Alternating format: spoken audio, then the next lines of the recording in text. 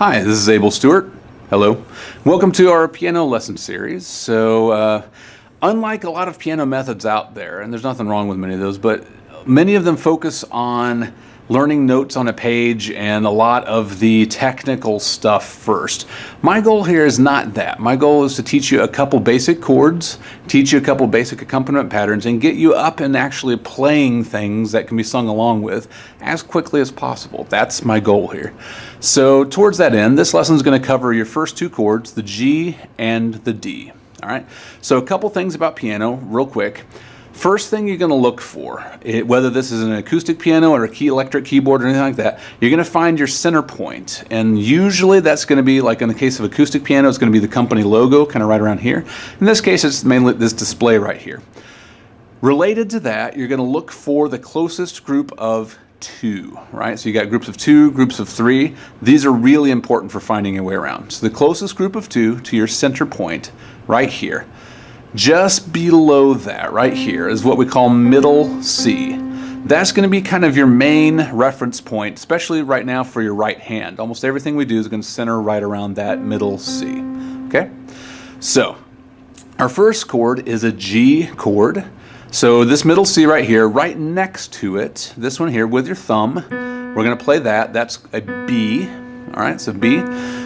Your index finger between this group of two black keys, right next to it, you're going to go a D right here, B, D, B, D.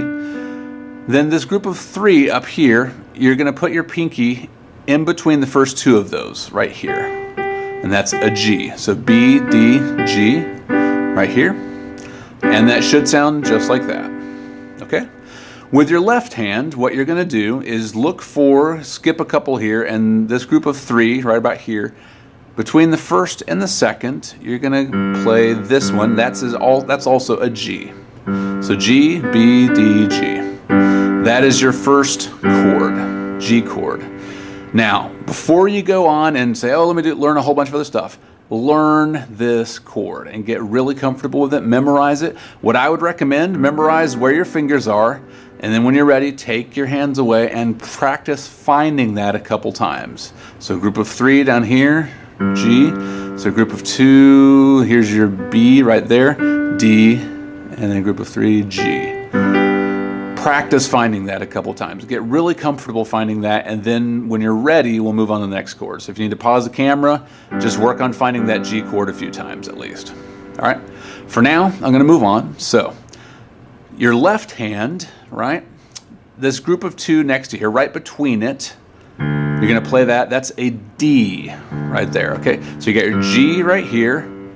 Between the group of two is a D. G, D, all right? This right hand, so you have your G chord already. Stick with this index finger right where it is. Don't move that index finger. So keep it right between that group of two. And you're going to move the other ones around it. All right, and why do I keep that where it is? Because that's your reference point, so you don't have to completely refine everything each time, which is really helpful. So your thumb on the B, you're going to scoot over right to the next one, A.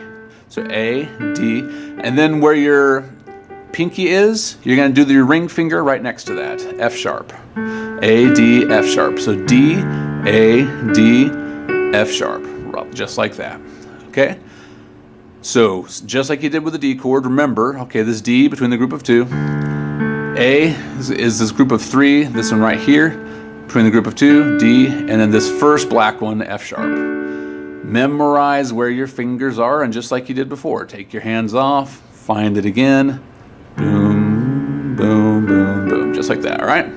So, if you need to stop the camera, practice finding that a couple times. What we're going to do now, and this is really important before doing anything else, moving on to songs, different accompaniment patterns, whatever, get really comfortable with changing between those two chords. That's going to be super important. So before going on and doing much of other stuff, get super comfortable with that change. So we're going to practice changing a couple times. So you got the G, B, D, G. Now you're going to go the D, D, A, keep your index finger where it is, D, and then instead of the pinky, you're going to go the ring right on this black key, F sharp. All right, so then back to your G up here. G, move your thumb over. B, keep your index. D, then pinky. D, D, A, D, F sharp. So practice that change several times, and if you need to do it note by note, that's fine.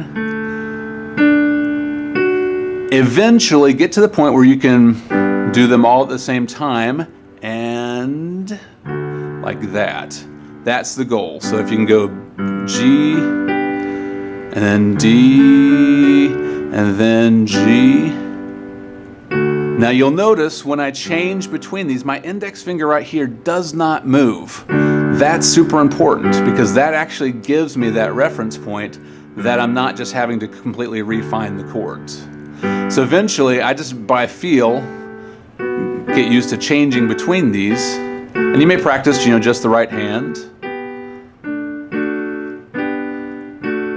like that.